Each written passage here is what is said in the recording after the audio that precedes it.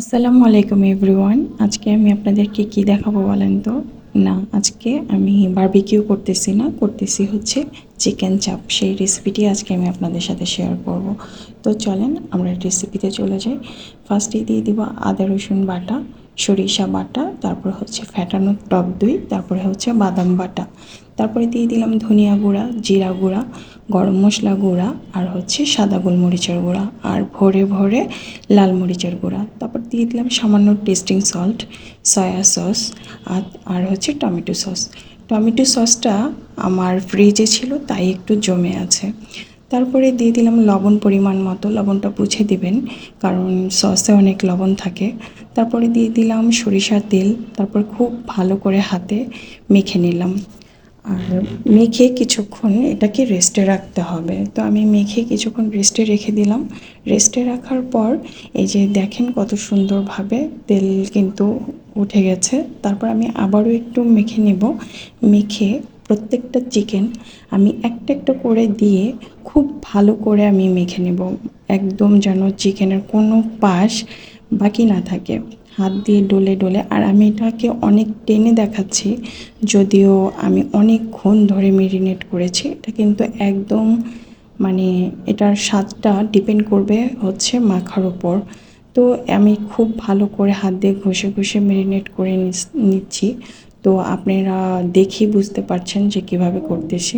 তো এই যে প্রত্যেকটার গায়ে গায়ে আমি খুব ভালো করে মিশিয়ে মিশিয়ে নিয়ে নিয়ে তারপর সবগুলো একসাথে কিন্তু আবার ময়ান দেব। মানে আঠা যেভাবে ময়ান দেয় সেভাবে না, চিকেন যেভাবে ময়ান দেয় সেভাবে। মেরিনেট করা হয়ে গেলে আমি একটা বক্সে রেখে দেবো সারা রাতের জন্য। অবশ্যই আমার সারা রাত যায়নি, আমার সারা রাত এবং সারা দিন গিয়েছে, কারণ আমি এর আগের দিন রাতে, আমি যেদিন বানাবো এর আগের দিন রাতে আমি করেছিলাম, তো দিনটাও গিয়েছে। এর পরের দিন সকালে আমি ডিপ থেকে নামিয়ে নর্মাল করে নিয়েছি। তো যখন ভাজবো তখন আমি এটাকে যে প্রিপেয়ার করে নিচ্ছি কিভাবে ভাজবো, একটা ফ্রাইং প্যানে আমি একটু সামান্য তেল দিয়ে নিলাম। এটা বেশি ডোবা তেলে ভাজা যাবে না। তো আমি এটা চুলায় দেওয়ার আগে আরেকবার মেখে নিলাম। মেখে এই যে বেসনের উপর আমি কোট করে তারপর কিন্তু ফ্রাই প্যানে দেব।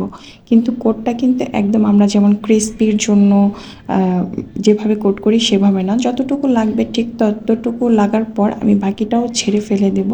আর আমি প্রত্যেকটা একইভাবে ভাজবো, তো বারবার দেখালাম না কারণ হাতে খুবই টাইম কম ছিল।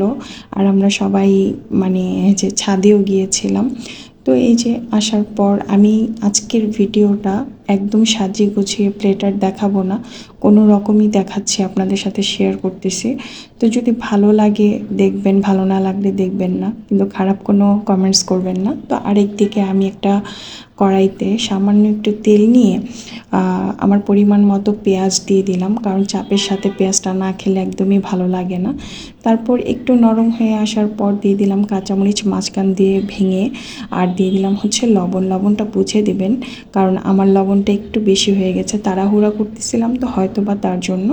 তারপর দিয়ে দিলাম ধনিয়া পাতা। পেঁয়াজটা একদমই নরম হয়ে গেছে, তো ধনিয়া পাতা দিয়েও এটা নাড়িয়ে চাড়িয়ে নামিয়ে রাখবো, সেটাও আপনাদেরকে সুন্দর করে দেখালাম না। তো দেখতেই পেলেন যে এটা মানে কেমন রাখবো। তারপরে এখানে আমি চিকেনটা নামিয়ে নিলাম। সবগুলো দেখানো হয়নি, কেন যেন ক্যামেরাটা অফ হয়ে গিয়েছিল। তো এই যে আমার চিকেন চাপ রেডি। কেমন হয়েছে আমাকে কিন্তু জানাবেন।